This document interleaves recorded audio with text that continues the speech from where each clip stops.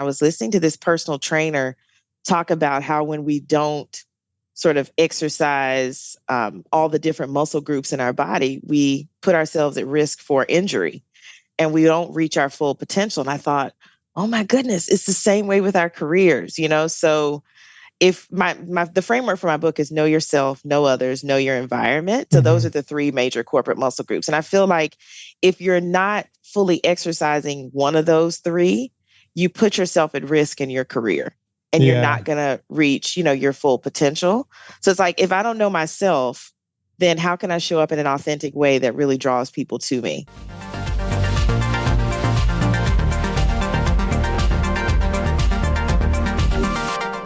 Hi everyone, welcome back to the HR Leaders Podcast. On today's episode, I'm joined by Carice Anderson, who is a business executive, coach, consultant, and author who shares her insider knowledge and sheds light on the harsh realities of corporate environments for many Black professionals. During the episode, we discussed Carice's new book, Intelligence Isn't Enough, a Black professional's guide to thriving in the workplace.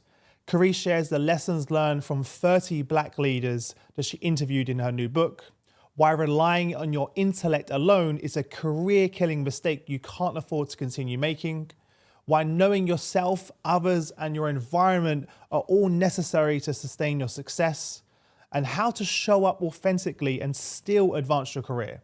As always, before we jump into the video, make sure you hit the subscribe button, turn on the notification bell, and follow on your favorite podcast platform. With that being said, let's jump in. Carice, welcome to the show. How are you? Good. Thanks for having me, Chris. I'm super excited about our conversation. Thanks for getting up so early. I can't believe it's 7 a.m. and you somehow look awake. I know, and I don't have a frog voice either. That was the other thing I was worried about. I was like, how am I going to sound? How long does that normally last? Like, half an hour before you wake up, maybe? I don't know. Depends how much coffee you drink and how you get moving as well. But you're super excited to have you on the show. Before we jump in, tell everyone a little bit more about yourself personally and your sort of journey to where we are now. So I will give you the short version. I like to describe, my career in 4 parts. I mean, I think there was my early career years right out of undergrad, and I was a little bit lost. And anybody that reads my book can see that.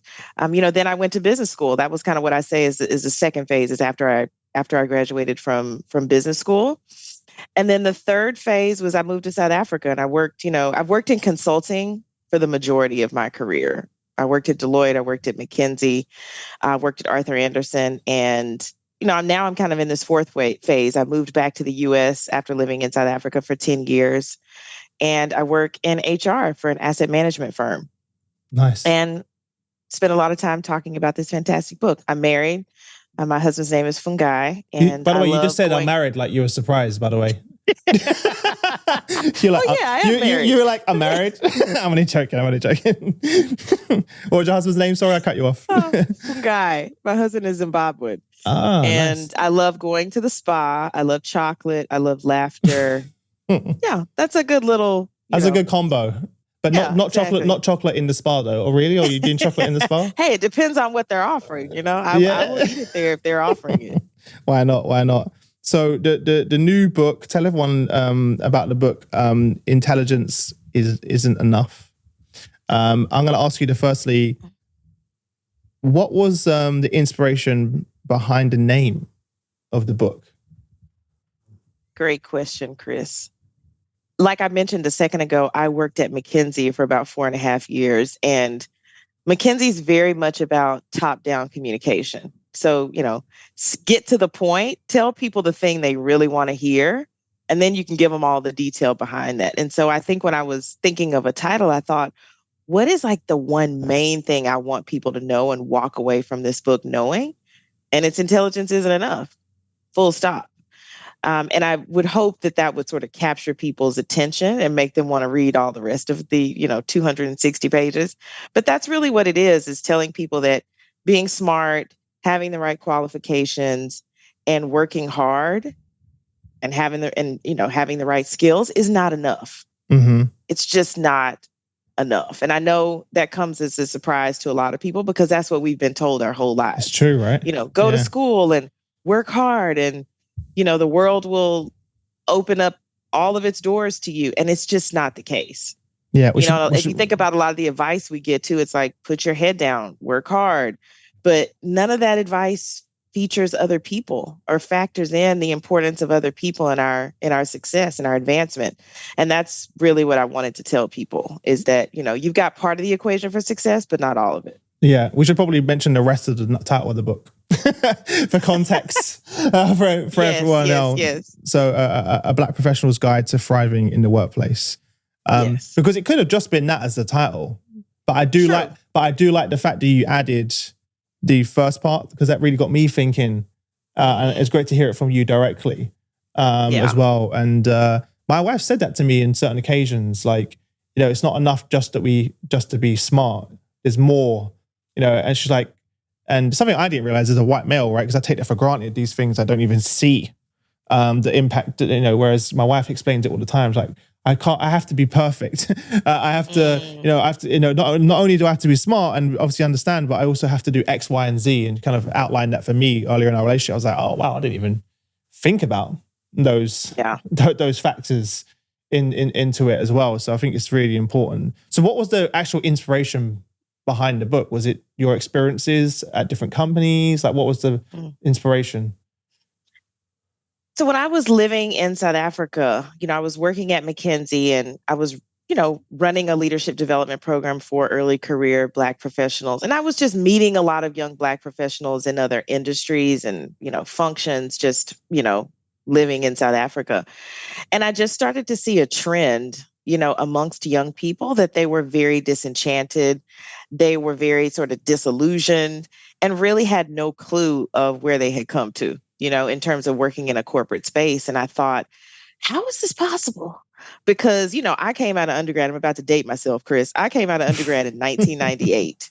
And the internet was about 5 pages long, and you could get through it in about 7 minutes, right? So it was not a resource. It was not a place that. Is that when it was a black screen and white writing? Yeah, exactly.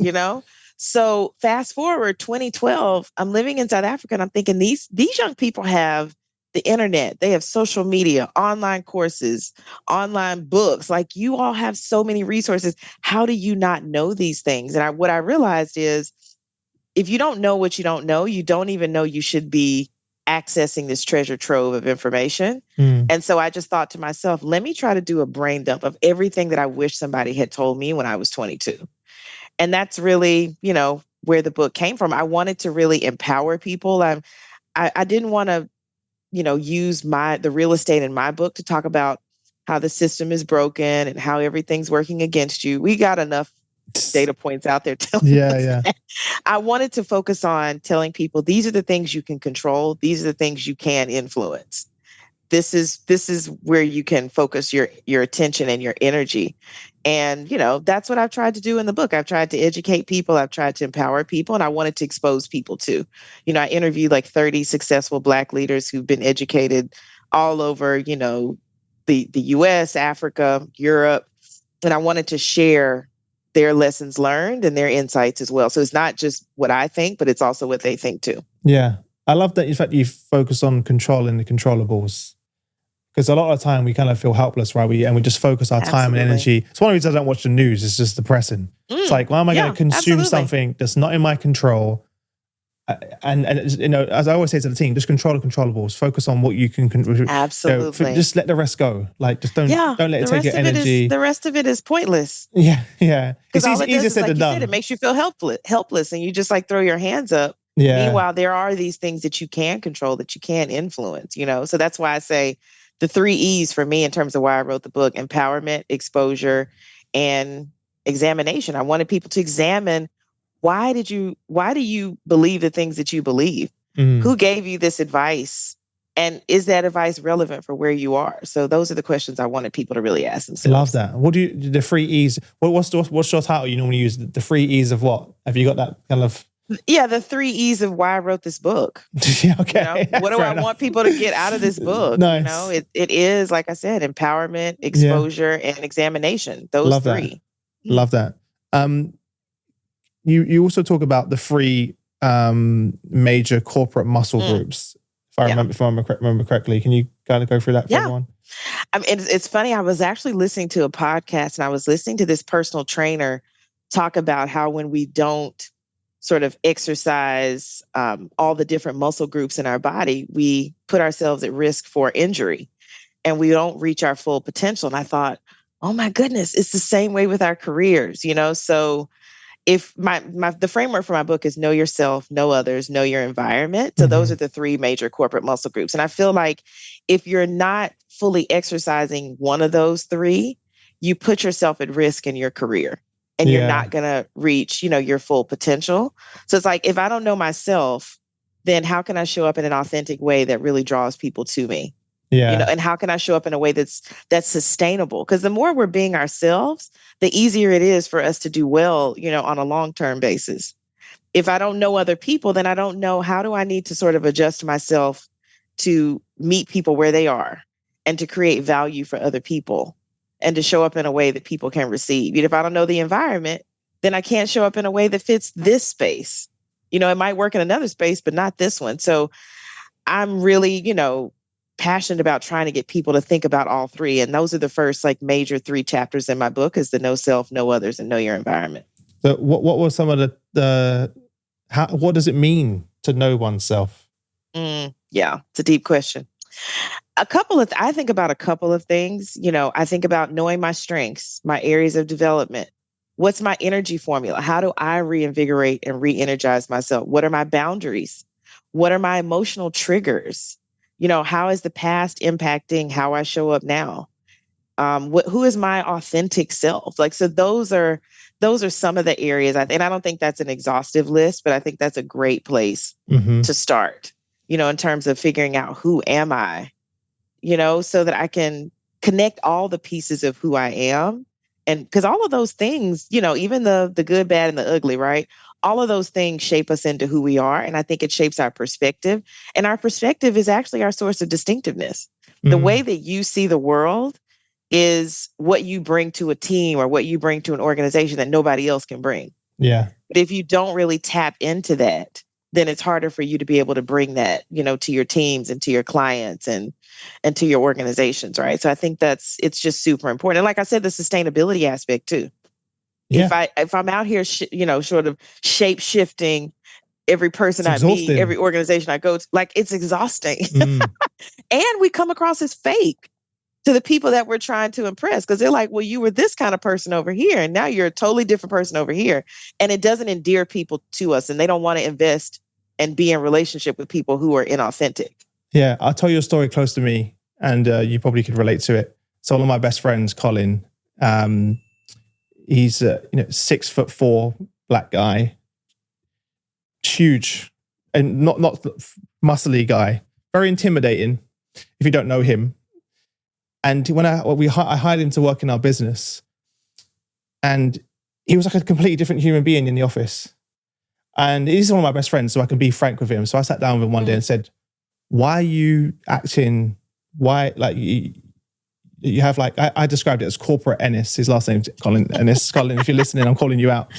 And he was like, "You don't understand, Chris. As a black man, I have to carry myself a certain way."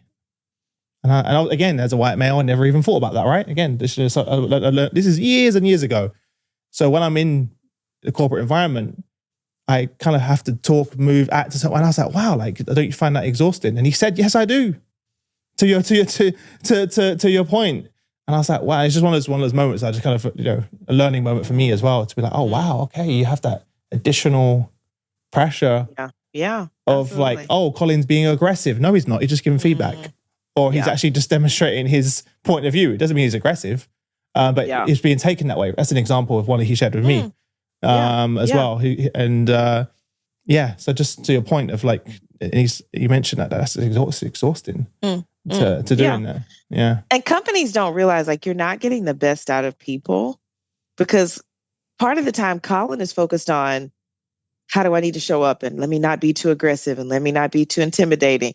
All of that cognitive power he's using to show up in a certain way when he could be using to do the thing they hired him to do. Mm-hmm. You know what I mean? Or to solve the problem or to serve the clients or the customers. So I think companies really need to think about what is the cost of that inauthenticity to them, to that organization. Yeah.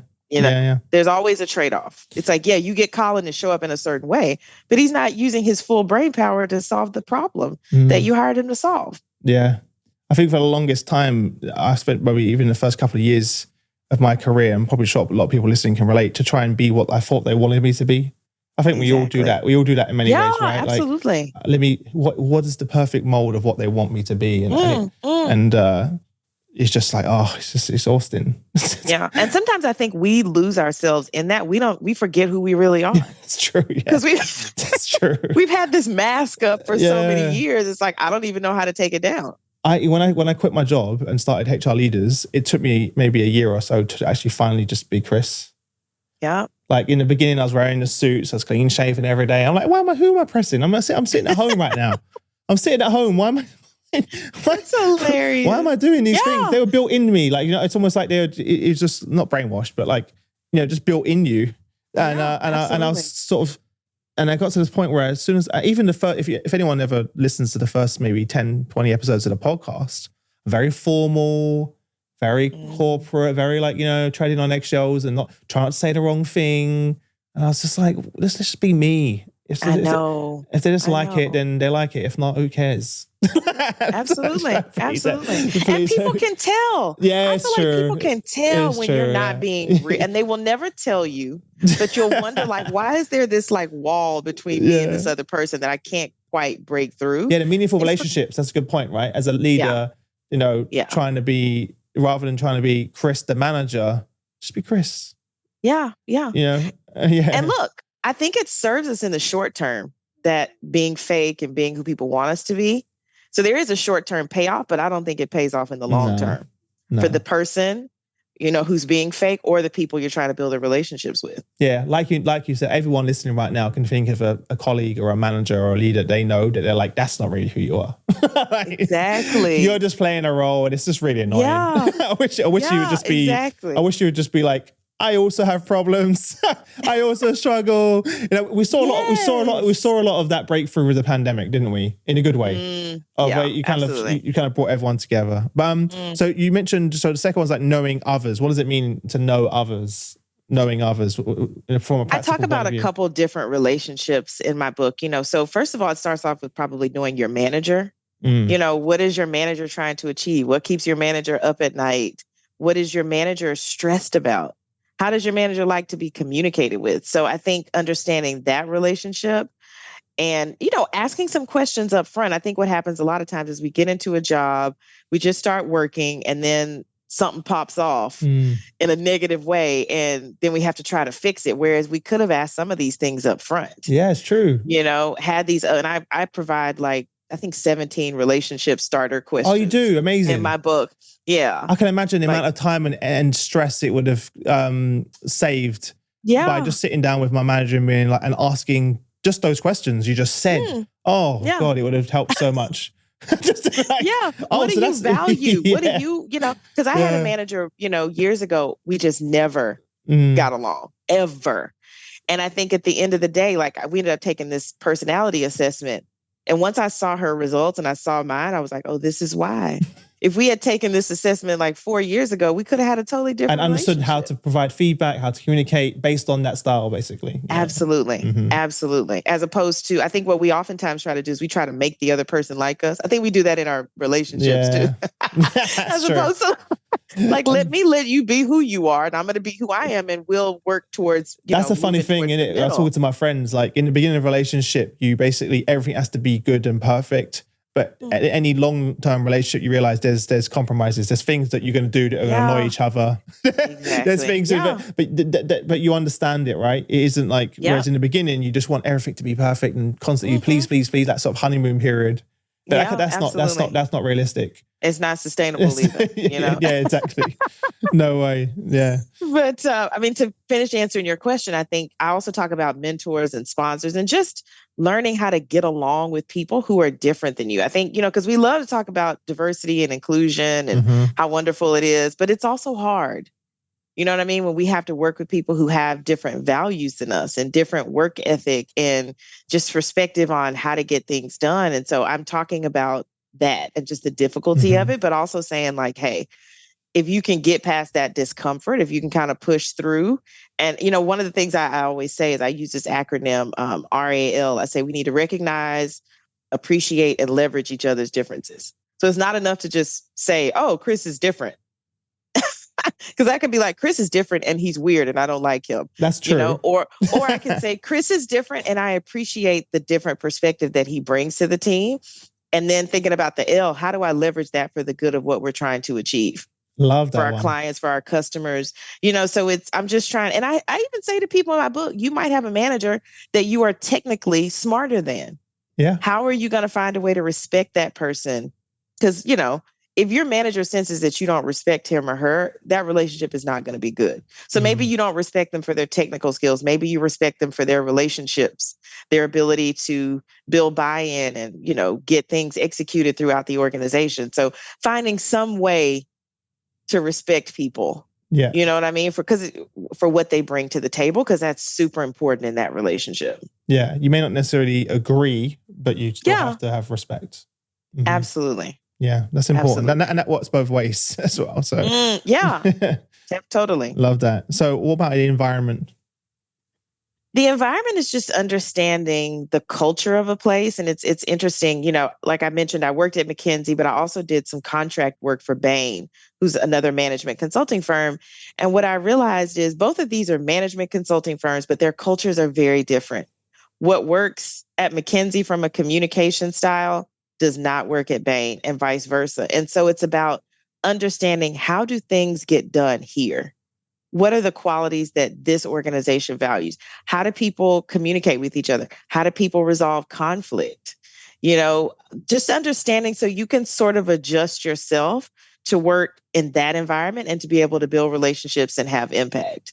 And just knowing that it's not a cut and paste, even within the same industry. Yeah. You really have to study the place that you're in so that you can think about, how do I need to show up in a way that's going to work for this environment? How do you go about doing that though?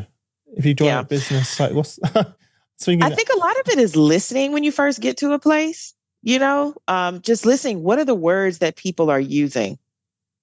What are the things that, I hate to keep picking on McKinsey, but I will. I mean, McKinsey talks a lot about impact. Yeah. They talk a lot about values, so you will hear the top-down communication, the way they communicate in a certain way. And if you want to be effective in that environment, you have to be able to do that. So I think listening is a big one. I think asking people who've been in that environment a long time, what do you think are the things that separate people who are successful here and the ones who are unsuccessful? Oh, that's a great question.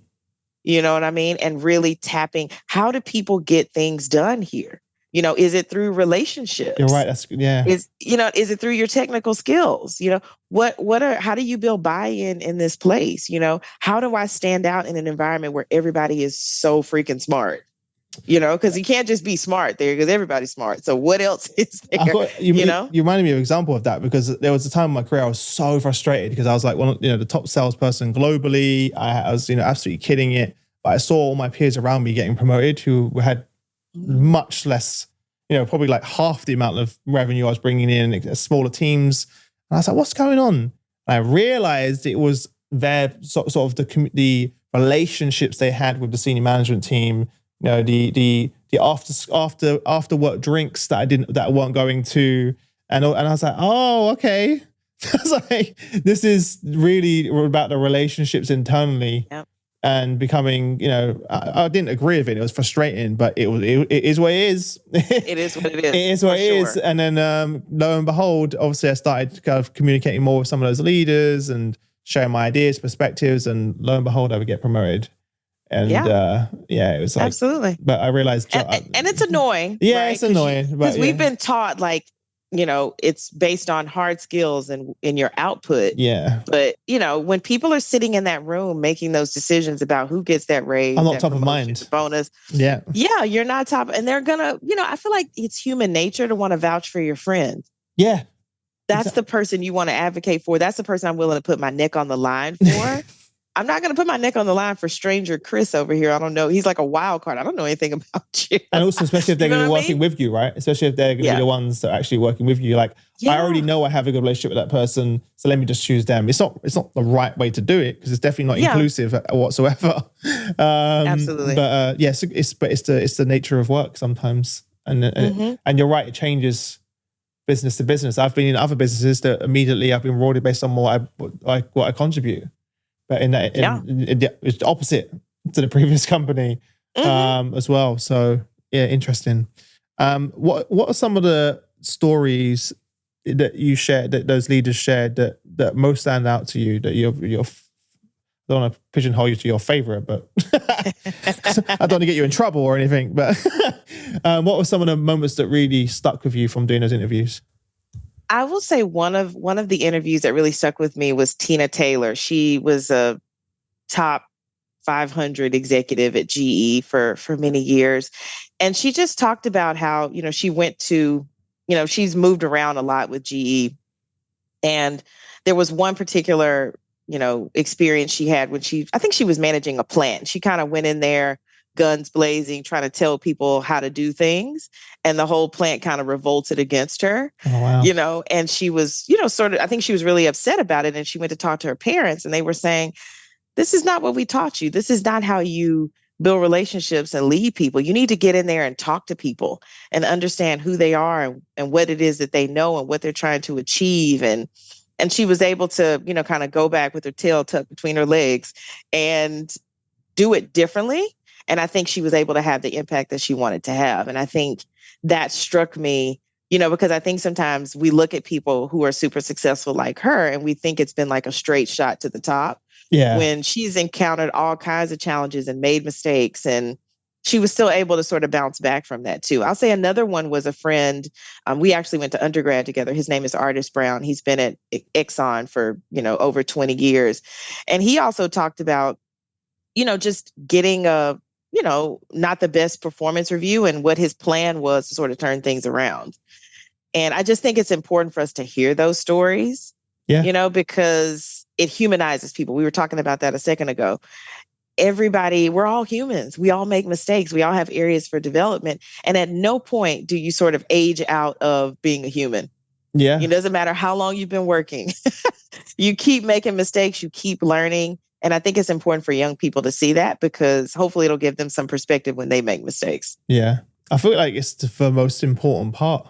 Like what I took away from that immediately was the fact that they both had the humility to say, okay, rather than complain about it, blame the world, quit. Yeah. They said, exactly. all right, I'll take this on board and we're going to figure it out and make a plan forward. And there's probably 1,000 examples they've faced along their careers. And similar with me, like people don't see all the failures. They just see the success, right? Absolutely. They don't see I actually thought about doing a podcast where we don't talk about failure. Yeah. No success. No success. We only talk about failure. Yeah, exactly. No, it's one of the most important characteristics like that make me successful. Any interview that I've done or spoken to people, I always bring that up because, and for me, it started with sports. So I grew up playing very high level competitive sports, and you don't win every game. You fought, and you go home. Me and Shane, who's my co-founder, we both grew up playing ice hockey, and we always laugh about. Do you remember when we lost that game and we was in the back of seat of your dad's car crying on the way home? And he'd be like, "Don't worry, we'll stop at McDonald's and cheer you up, get you a Happy Meal." And like we laugh about it, but we talk about we trained that a little bit harder the next week at training. Yeah. We got on the ice again, we get back up. We fell over 1,000 times, learning how to skate. You get up again, you do it over and over again. And we did that in many different sports. So when we came into business, that just became a normal, of course we're going to fail. And I realized a lot of kids that coming into the workplace had never experienced failure before. Yeah. They've never experienced a loss or anything. And I'm like, wow, okay, you've just been sheltered. So I was like, I used to see it as a weakness in sometimes of growing up poor, not having much. And I realized, and as I always talk about to my friends now and my coach, resilience is my superpower. Yeah. Because I'm like, this is great. Like, because those people that they're not cut out for this. They're not gonna survive. So I love hearing those stories of those crucible stories. I think everyone has them. Like that's a good activity for anyone listening to do with your team. Sit down with your team and talk about, those 2 or 3 moments in your career the hardest times, personally and professionally. I did that with a group of leaders not long ago, and it was so impactful. One of the people in the group was like a billionaire, like his net worth was like 5 billion. And he was telling stories that you would never believe. Yeah. Like, wow, like from the outside, no one sees that personal and professional trauma that you had to go through. So, absolutely. Yeah, love that. Love that. What was the biggest takeaway from you personally that you learned in the process about yourself whilst writing the book? Wow, I have high results agility, Chris. When I think about writing this book, and I was working a full-time job that was, very time consuming, and the fact that I was able to push through, and I did have moments where it's like, okay, I just need to not look at this book for like 24 hours. Yeah. I'm tired. But I think just to push through, and I think for me to keep thinking about the people that I wanted to serve and have impact on through this book. That's what kept me going. That's what I thought about, that 22-year-old who was struggling and, hated going to work. I don't know if in the first page of my book, I talk about how I hated my job at one point so much that I wanted to get into a car accident because I just needed a break, and I didn't. And so I thought about young people who might be feeling the way I was feeling. And that's what kept me pushing through. So I would say that, just, and I think it also helps you figure out what's really important. When you're writing a book, you have to edit. You've got an editor. I had 2 editors actually that took me through my book, completely, both 2 times. And so it made me just really, really hone in on what is it that I'm really trying to say, and I think that was a really important process for me to go through, for sure. Yeah. I asked that question because I hear that a lot from authors. They kind of go through their own personal, it is a part of you. The book is, absolutely. And you're learning a lot about yourself and reflecting. Absolutely. Because, for example, those questions you mentioned earlier about knowing yourself. When was the last time so everyone listening, when was the last time you sat down and asked yourself those questions? Absolutely. And I think it's so critical, especially leadership. If you want to be a leader, you need to lead yourself first. Yeah. You need to know who you are. I said that to my team as well. I said to them, I had to get to a point where I was like, guys, I need to just take a step back and focus on my well-being, because I'm in a bad space right now. And just communicated that with them and said, look, there may be some days I'm not here, and I just need to focus on me, because in order to be the best dad, husband, CEO, friend, I've got to take care of Chris right now. And Shane and I actually went through a process not long ago where one of those things was around energy. What are the things that we do in the business that give us energy? What are the things that take our energy that we find really tough? And we realized that we were both doing different things that we should have just swapped around. They were like, oh, you don't enjoy doing that? I love that. It's like, why am I doing it then?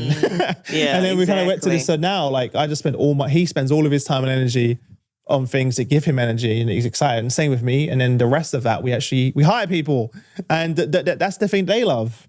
So we're just trying, it's not always perfect. There's obviously certain things. I don't love doing admin stuff, but sometimes I got to do it. But, but in the most of the time, most of my day is spent doing things that give me energy that I love. Absolutely. Yeah. I think when I was mentioning a second ago, your energy formula, it's like thinking about that. What are the things that I do that energize versus de-energize me? Yeah. And how can I do more of the former and less of the latter? Yeah.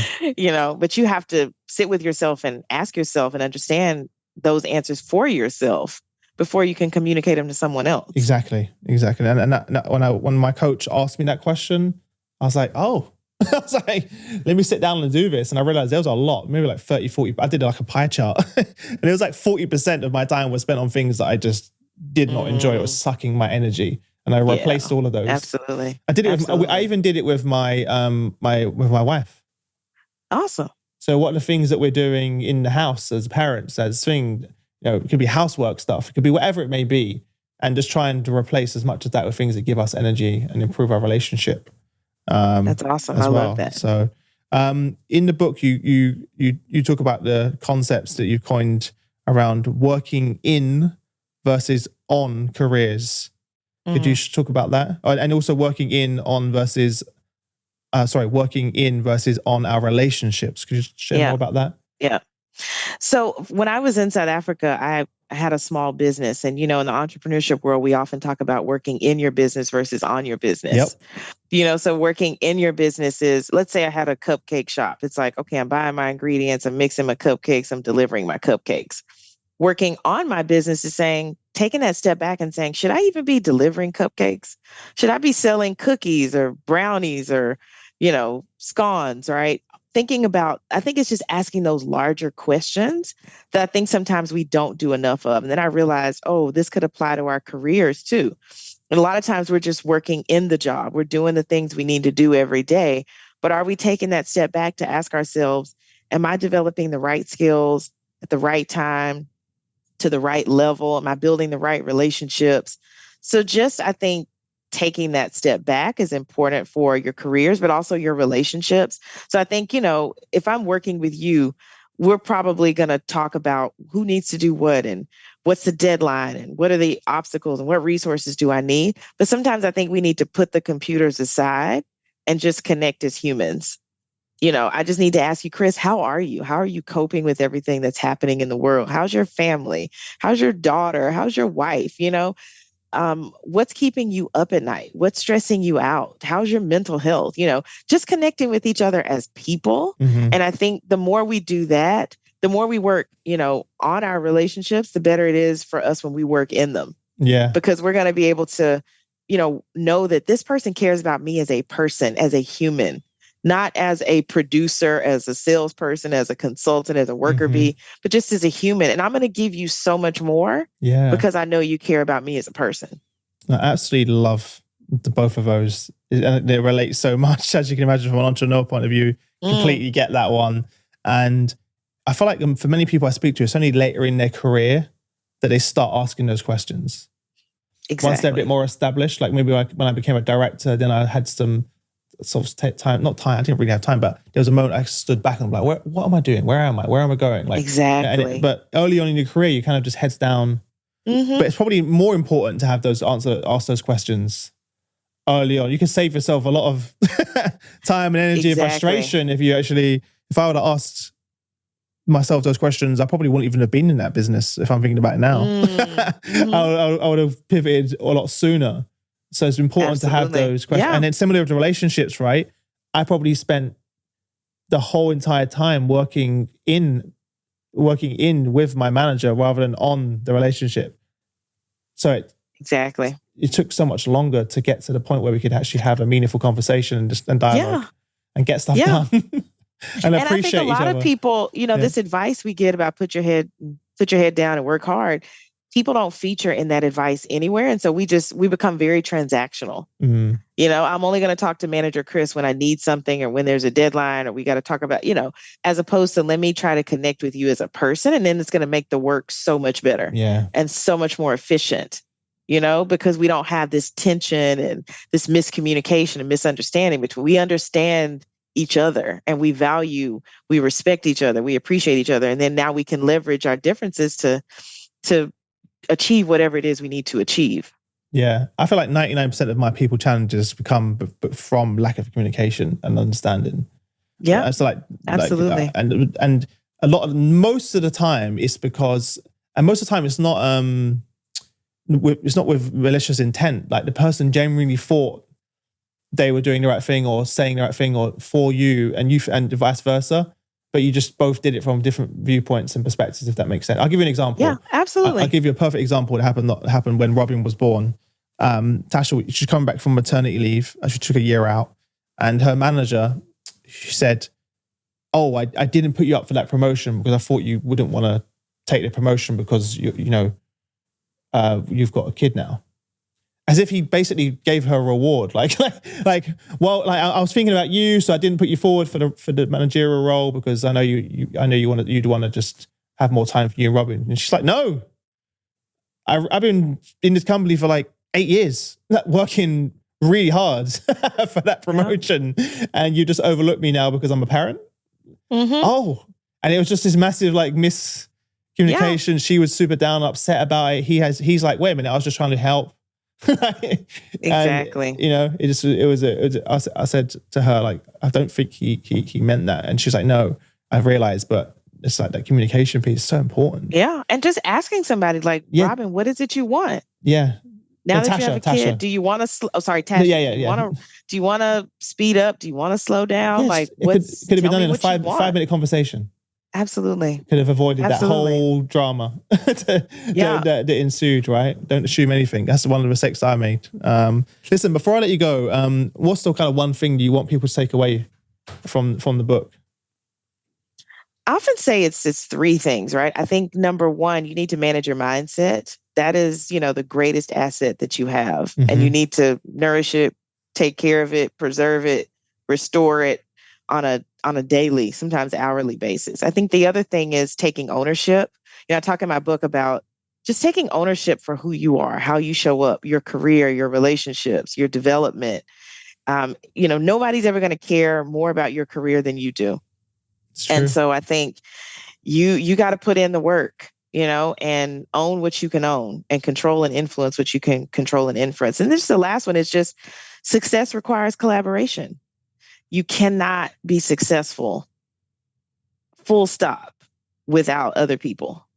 If you think you're going to, have this like solo rise to the top, you're sadly mistaken. And anybody that I think is uber successful will tell you all the people along the way who helped them. And so just keep that in mind and think about nurturing those relationships, because they're super important and they're critical to your success. Yeah, love that. Well, listen, last thing, where can people connect with you? And also grab a copy of the book, obviously. Yeah, absolutely. Well, you can grab a copy of my book on Amazon. If you're listening to this and you've already read my book, please write me an Amazon review.